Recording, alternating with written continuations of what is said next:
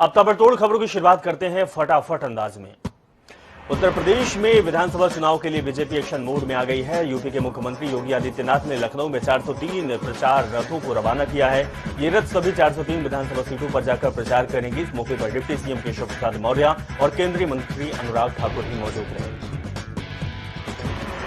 BJP की जन विश्वास यात्रा के रथ के बाद अब पार्टी डिजिटल रथ का सहारा लेने जा रही है। ये रथ यूपी की सभी 403 विधानसभा सीटों पर डिजिटल रथ निकाले जा रहे हैं। ये रथ हर विधानसभा में घूमेंगे और पार्टी के पक्ष में माहौल बनाने का काम करेंगे।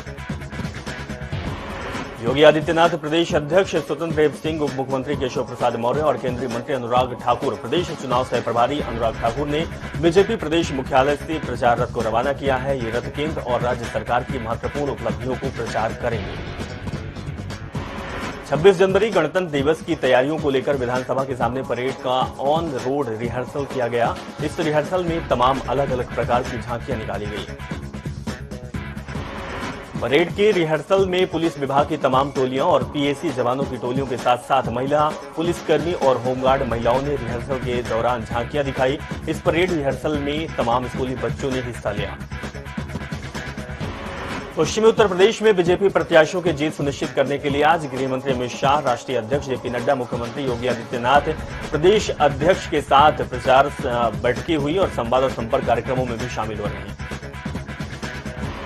पार्टी प्रत्याशियों के पक्ष में माहौल बनाने के साथ ही संगठन से जुड़े नेताओं की आगे की रणनीति से अवगत कराया जाएंगे। आपको बता दें कि अमित शाह शामली और मेरठ में सार्वजनिक कार्यक्रमों में शामिल होंगे। कैराना में दोपहर 2:30 बजे घर जाकर संपर्क करेंगे।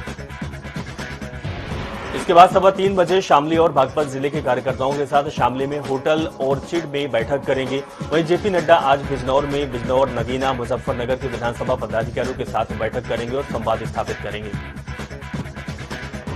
इसके बाद 3 बजे गजरौला पहुंचेंगे और सांसद कुंवर सिंह तंवर के गजरौला निवास पर अमरोहा, मुरादाबाद और मेरठ विधानसभा के पदाधिकारियों के साथ बैठक करेंगे।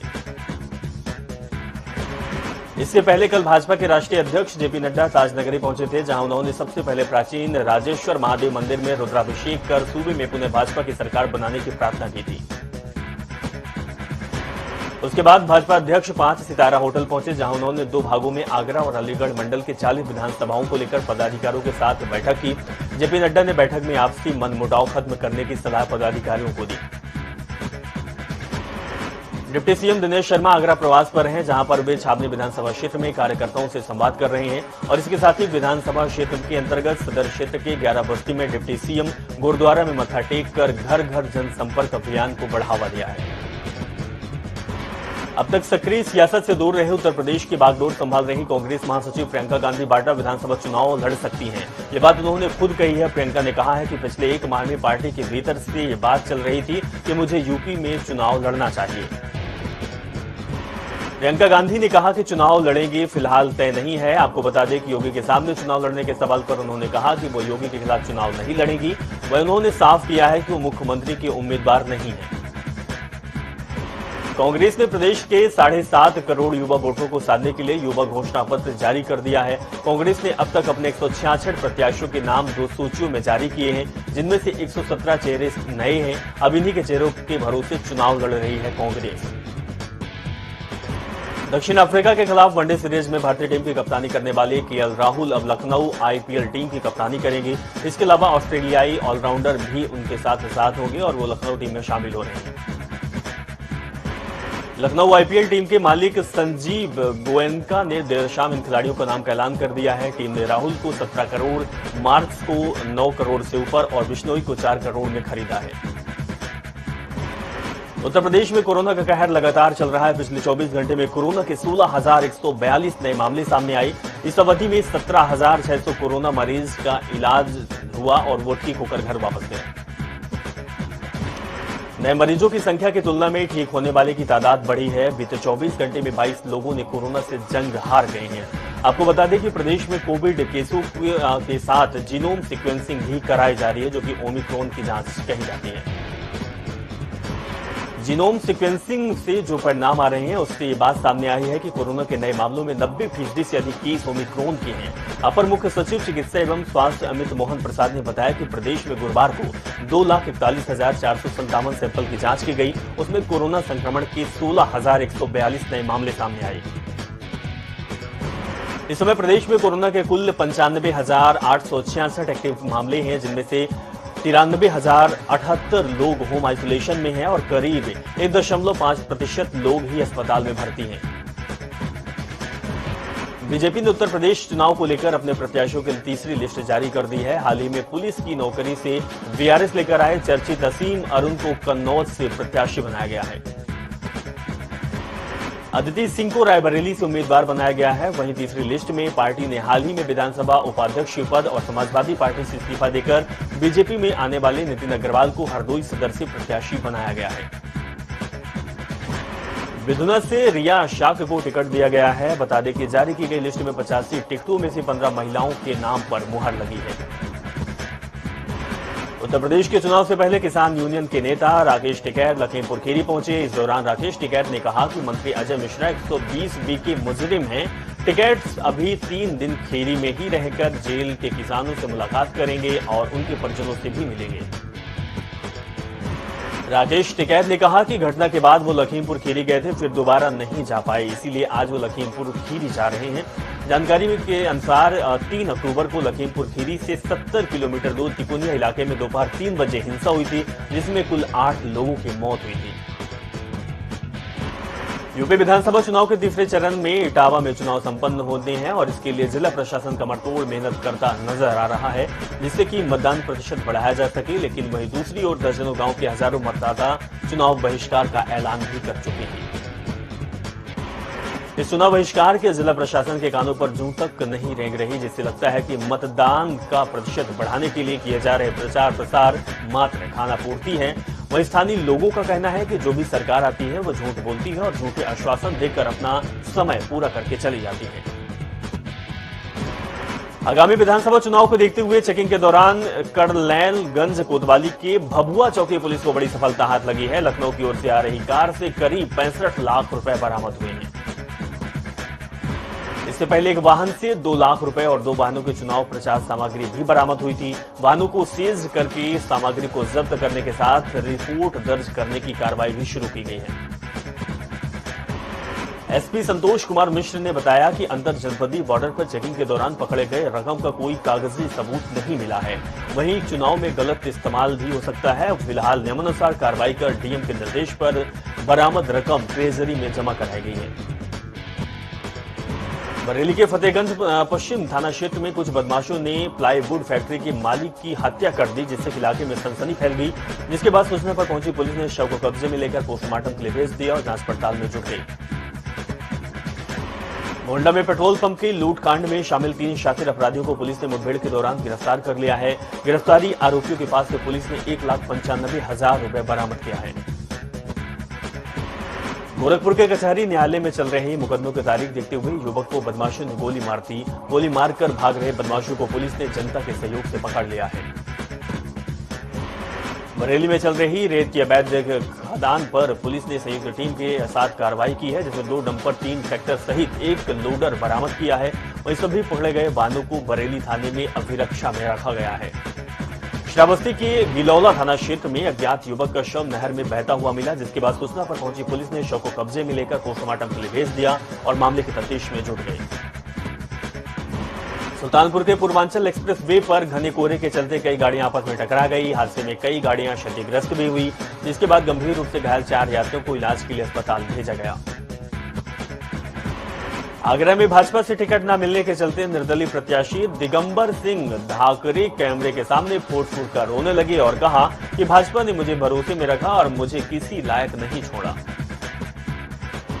अमेठी के मोहनगंज कोतवाली क्षेत्र में 2 बाइकों की आमने सामने भिड़ंत हो गई, जिसमें बाइक सवार की मौके पर ही मौत हो गई। एक व्यक्ति गंभीर रूप से घायल हो गया, जिसके बाद सूचना पर पुलिस पहुंची और शव को पोस्टमार्टम के लिए भेजा।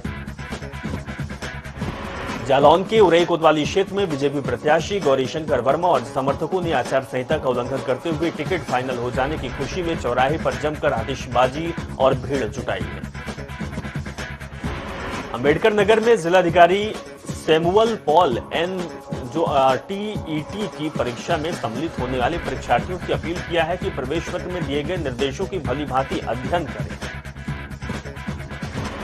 मुजफ्फरनगर में हिंदू बहुल क्षेत्र कृष्णापुरी में जनता में फूलमाला पहनाकर और छतों में फूल बरसाकर बीजेपी मंत्री कपिल देव अग्रवाल का स्वागत किया गया और कहा कि पहले भी मोदी योगी की वोट देते आए हैं और अब की बार भी बारी उन्हीं की है।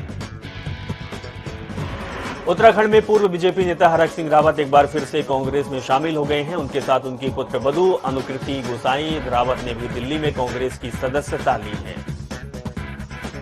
कांग्रेस के प्रदेश चुनाव संचालन समिति के अध्यक्ष हरीश रावत के विरोध के चलते अभी तक वो कांग्रेस में एंट्री के हफ्ते भर से इंतजार कर रहे थे।